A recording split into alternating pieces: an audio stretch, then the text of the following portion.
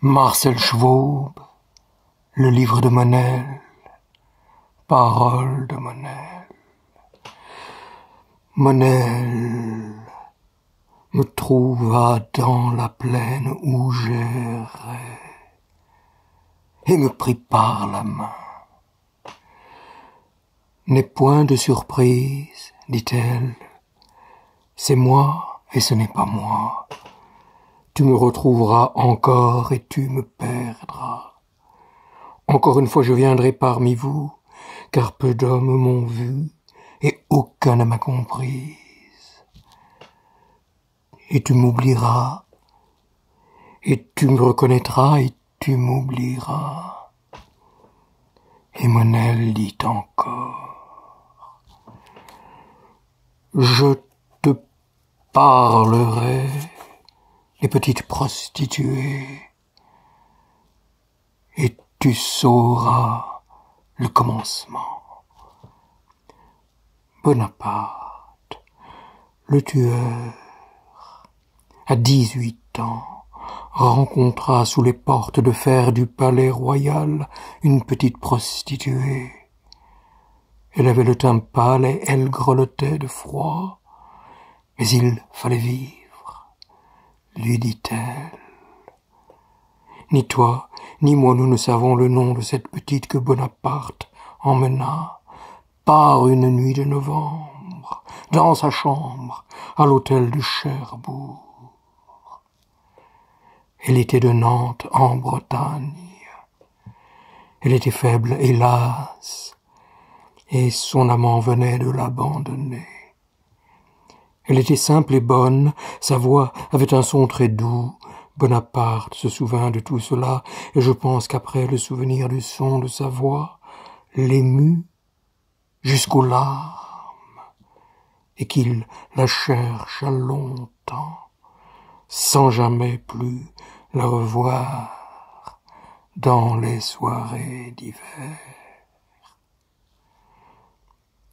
Car vois-tu, les petites prostituées ne sortent qu'une fois dans la foule nocturne pour une tâche de bonté.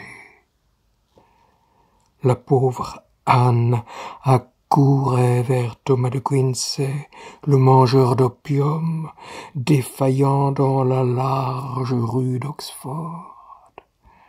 Sous les grosses lampes allumées, les yeux humides, elle lui porta aux lèvres un verre de vin doux, l'embrassa et le câlina, puis elle rentra dans la nuit. Peut-être qu'elle mourut bientôt.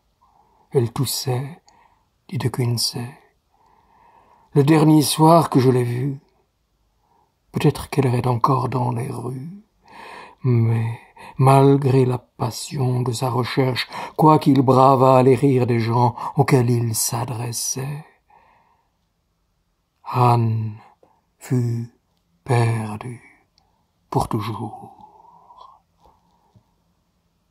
Quand il eut plus tard une maison chaude, il songea souvent avec des larmes que la pauvre Anne n'aurait pu vivre là, près de lui, au lieu qu'il se la représentait malade ou mourante ou désolée dans la noirceur centrale d'un bordel de Londres, et elle avait emporté tout l'amour pitoyable de son cœur.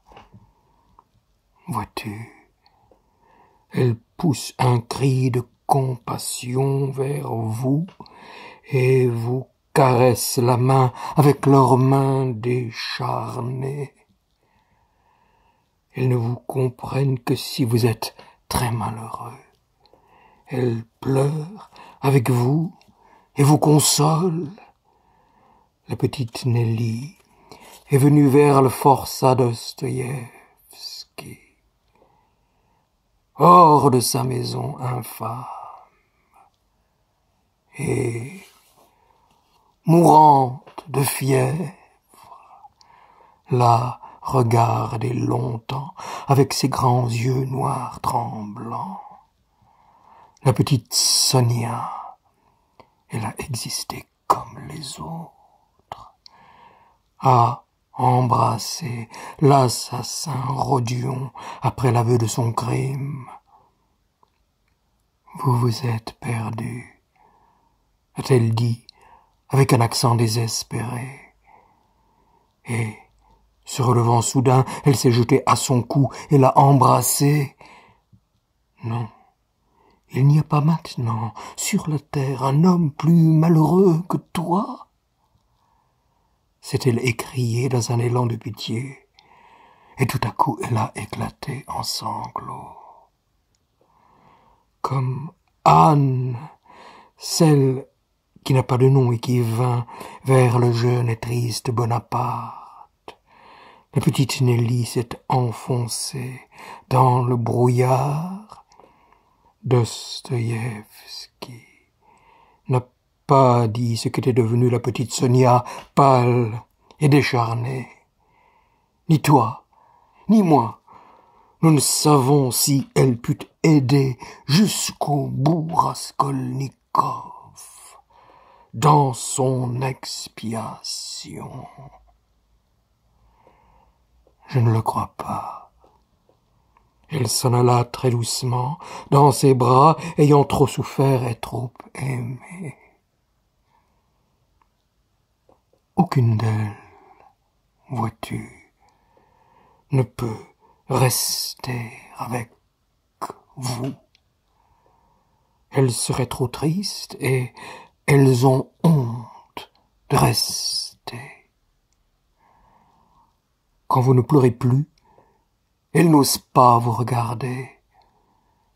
Elles vous apprennent la leçon qu'elles ont à vous apprendre, et elles s'en vont. Elles viennent à travers le froid et la pluie vous baiser au front et essuyer vos yeux les affreuses ténèbres, les reprennent, car elles doivent peut-être aller ailleurs. Vous ne les connaissez que pendant qu'elles sont compatissantes.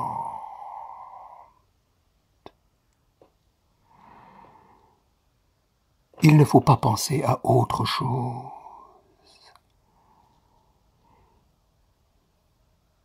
Il ne faut pas penser à ce qu'elles ont pu faire dans les ténèbres.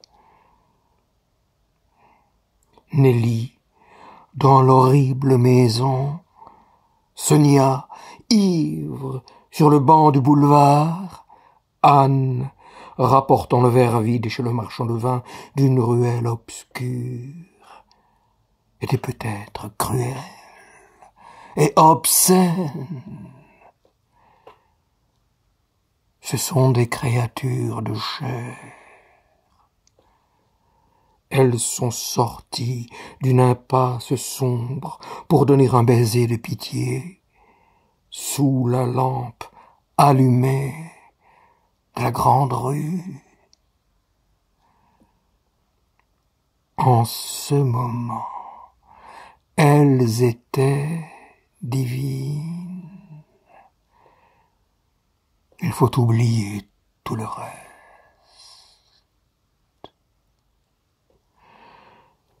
Monel se tut et me regarda. « Je suis sortie de la nuit, dit-elle, et je rentrerai dans la nuit, car moi aussi, je suis une petite prostituée. » Et Monel dit encore, « J'ai pitié de toi, mon aimé. Cependant je rentrerai dans la nuit, car il est nécessaire que tu me perdes avant de me retrouver. Et si tu me retrouves, je t'échapperai encore. Car je suis celle qui est seule. » Et Monel dit encore, « Parce que je suis seule, tu me donneras le nom de Monel. Mais tu songeras que j'ai tous les autres noms. Et je suis celle-ci, et celle-là, et celle qui n'a pas de nom. Je te conduirai parmi mes sœurs, qui sont moi-même et semblables à des prostituées sans intelligence. Et tu les verras tourmentées d'égoïsme et de volupté, et de cruauté, et d'orgueil, et de patience, et de pitié, ne s'étant point encore trouvées. Et tu les verras aller se chercher au loin. Et tu me trouveras toi-même, et je me trouverai moi-même. Et tu me perdras, et je me perdrai. Car je suis celle qui est perdue, sitôt trouvée. Et Monel dit encore: en ce jour, une petite femme te touchera de la main et s'enfuira. Parce que toutes choses sont fugitives, mais Monel est la plus fugitive. Et avant que tu me retrouves, je t'enseignerai dans cette plaine, et tu écriras le livre de Monel. Et Monel me tendit une férule creusée où brûlait un filament rose. Prends cette torche, dit-elle, et brûle tout sur la terre et au ciel. Et brise la férule et éteins-la quand tu auras brûlé, car rien ne doit être transmis. Afin que tu sois le second Nartécophore, et que tu détruises par le feu, et que le feu descendu du ciel remonte au ciel. Et Monel dit encore: je te parlerai de la destruction. Voici la parole. Détruis, détruis, détruis. Détruis en toi-même, détruis autour de toi. Fais de la place pour ton âme et pour les autres âmes. Détruis tout bien et tout mal. Les décombres sont semblables. Détruis les anciennes habitations d'hommes et les anciennes habitations d'âmes. Les choses mortes sont des miroirs qui déforment. Détruis, car toute création vient de la destruction. Et pour la bonté supérieure, il faut anéantir la bonté inférieure. Et ainsi le nouveau bien paraît saturé de mal. Et pour imaginer un nouvel art, il faut briser l'art ancien.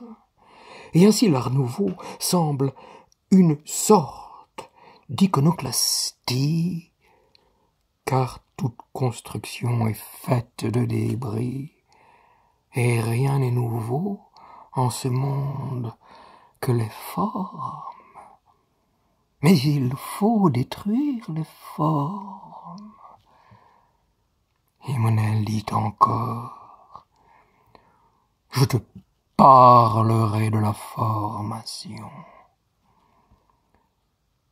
Le désir même du nouveau n'est que l'appétence de l'âme qui souhaite se former.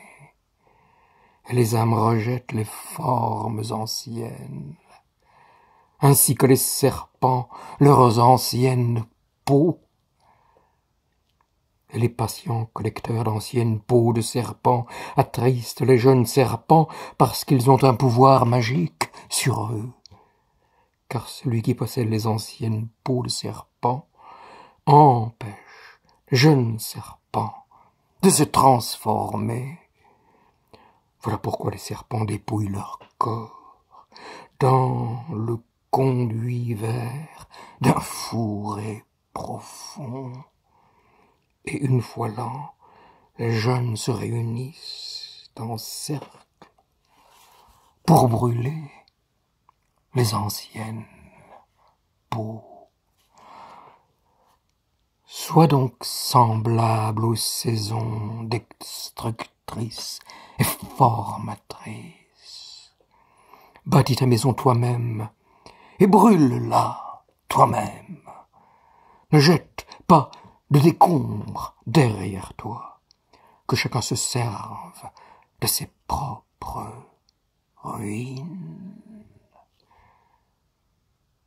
Ne construis point dans la nuit passée, laisse ces bâtisses s'enfuir à la dérive. Contemple de nouvelles bâtisses aux moindres élans de ton âme. Pour tout désir nouveau, fais des dieux nouveaux. Emmanuel dit encore, je te parlerai des dieux. Laisse mourir les anciens dieux. Ne reste pas assis, semblable à une pleureuse auprès de leur tombe, car les anciens dieux s'envolent dans leur sépulcre et ne protègent point les jeunes dieux en les enroulant de bandelettes.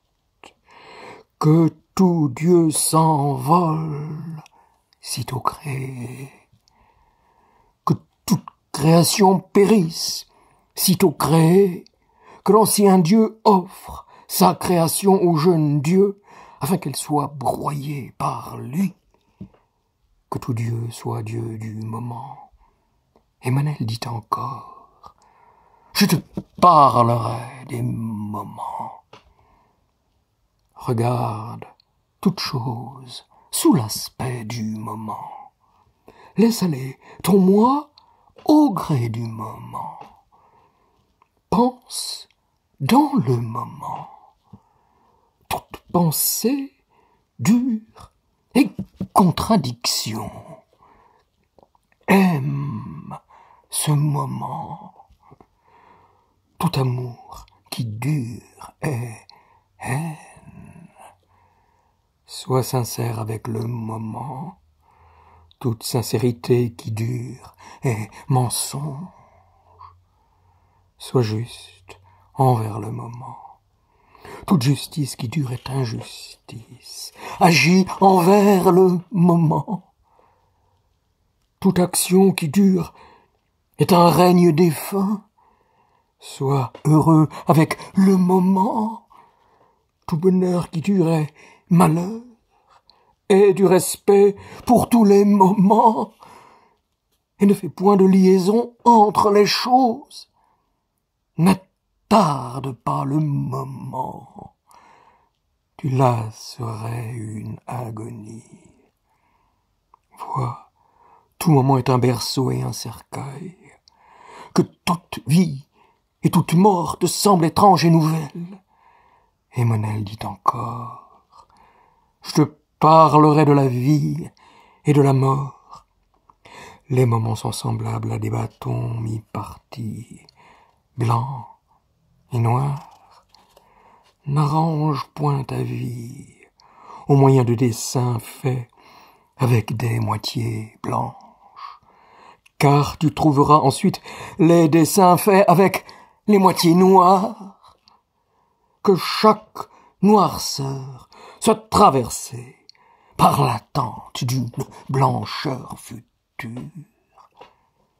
Ne dis pas, je vis maintenant, je mourrai demain. Ne divise pas la réalité entre la vie et la mort.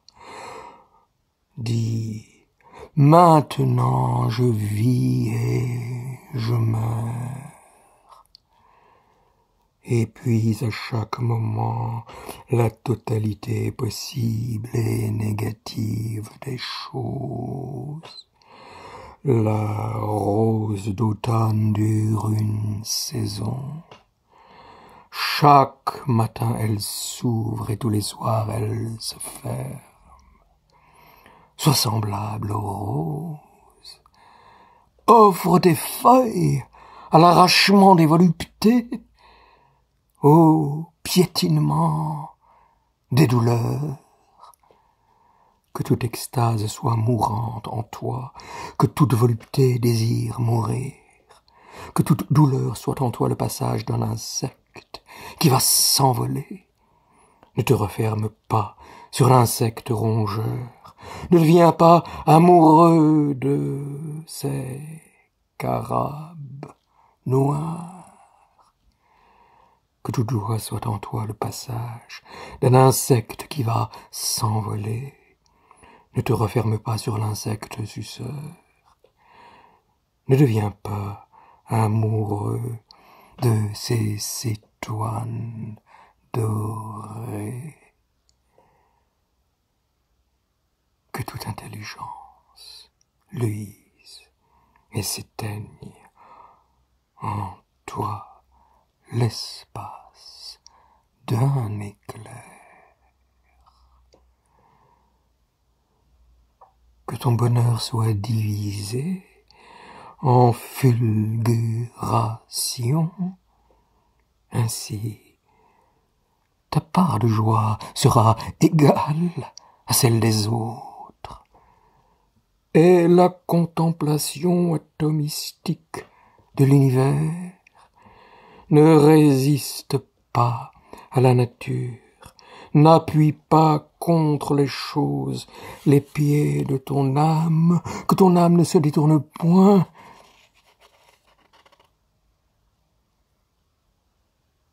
Son visage, comme le mauvais enfant, va en paix avec la lumière rouge du matin et la lueur grise du soir, soit l'aube mêlée au crépuscule. Mêle la mort avec la vie et divise-les en moments. N'attends pas la mort, elle est en toi. Sois son camarade et tiens-la contre toi. Elle est comme toi-même. Meurs de ta mort. N'envie pas les morts anciennes, varie les genres de mort avec les genres de vie. Tiens toute chose incertaine pour vivante, toute chose certaine pour morte. Et Monel dit encore, je te parlerai des choses mortes. Brûle soigneusement les morts, et répands leurs cendres aux quatre vents du ciel. Brûle soigneusement les actions passées, et écrase les cendres, car le phénix qui en renaîtrait serait le même. Ne joue pas avec les morts et ne caresse point leur visage. Ne ris pas d'eux et ne pleure pas sur eux. Oublie-les.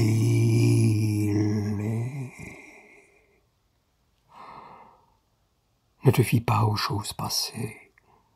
Ne t'occupe point à construire de beaux cercueils pour les moments passés. Songe à tuer les moments qui viendront. Et de la méfiance pour tous les cadavres. N'embrasse pas les morts, car ils étouffent les vivants. Et pour les choses mortes, le respect qu'on doit aux pierres à bâtir. Ne souille pas tes mains le long des lignes usées. Purifie tes doigts dans les eaux nouvelles. Souffle le souffle de ta bouche et n'aspire pas les haleines mortes. Ne contemple point les vies passées plus que ta vie passée. Ne collectionne point d'enveloppes vides. Ne porte pas en toi de cimetière. Les morts donnent la pestilence. Et Monel dit encore: je te parlerai de tes actions. Que toute coupe d'argile transmise s'effrite entre tes mains. Brise toute coupe où tu auras bu. Souffle sur la lampe de vie que le coureur te tend, car toute lampe ancienne est fumeuse. Ne te lègue rien à toi-même, ni plaisir, ni douleur. Ne sois l'esclave d'aucun vêtement, ni d'âme, ni de corps. Ne frappe jamais avec la même face de la main. Ne te mire pas dans la mort. Laisse emporter ton image dans l'eau qui court. Fuis les ruines et ne pleure pas parmi. Quand tu quittes tes vêtements, le soir, déshabille-toi de ton âme de la journée. Mets-toi à nu dans tous les moments. Toute satisfaction te semblera mortelle. Fouette-la en avant. Ne digère pas les jours passés. Nourris-toi des choses futures. Ne confesse point les choses passées, car elles sont mortes. Confesse-toi devant les choses futures. Ne descends pas cueillir les fleurs le long du chemin. Contente-toi de toute apparence, mais quitte l'apparence et ne te retourne pas.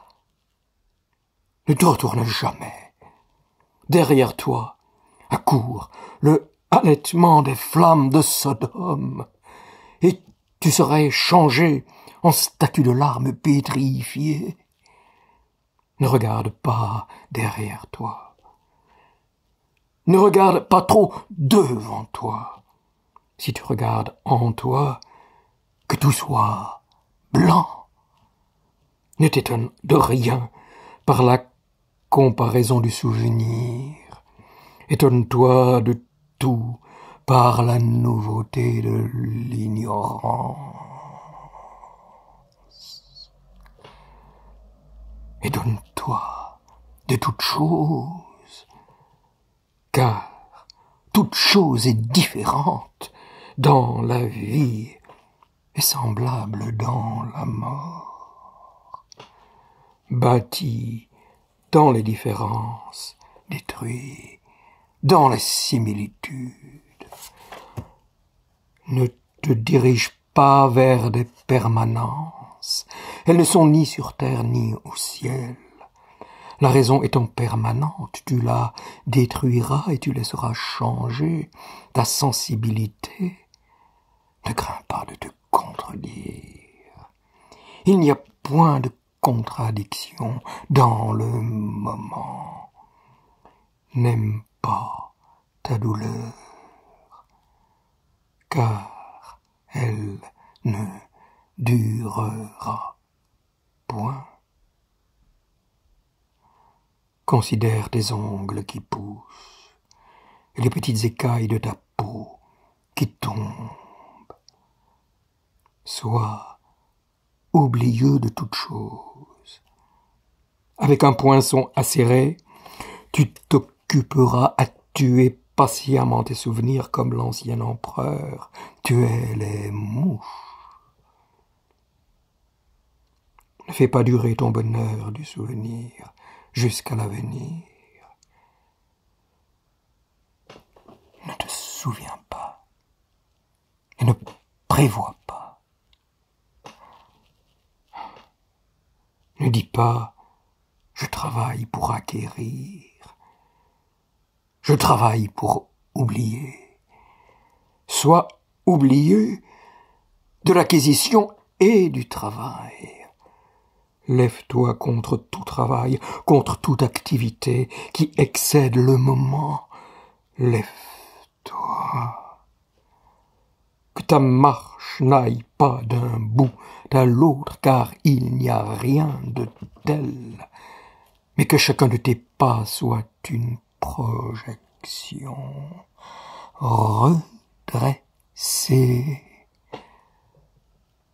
Tu effaceras avec ton pied gauche la trace de ton pied droit.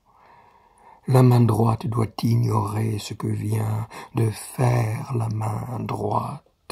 Ne te connais pas toi-même. Ne te préoccupe point de ta liberté. Oublie-toi toi-même.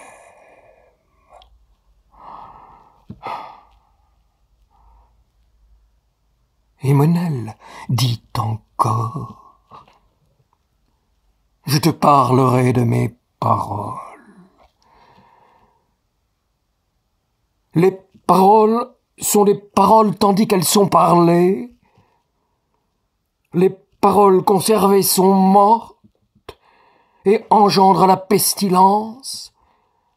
Écoute mes paroles parlées et n'agis pas selon mes paroles écrites.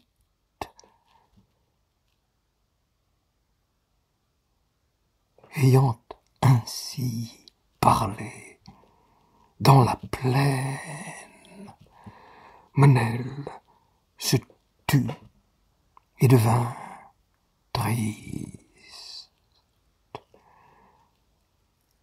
car elle devait rentrer dans la nuit. Et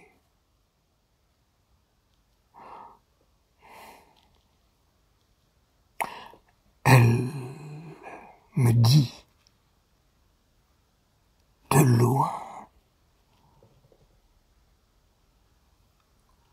oublie-moi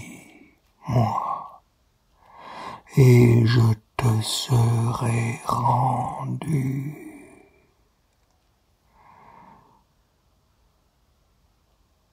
Et je regardai par la plaine et je vis se lever les sœurs de Monel.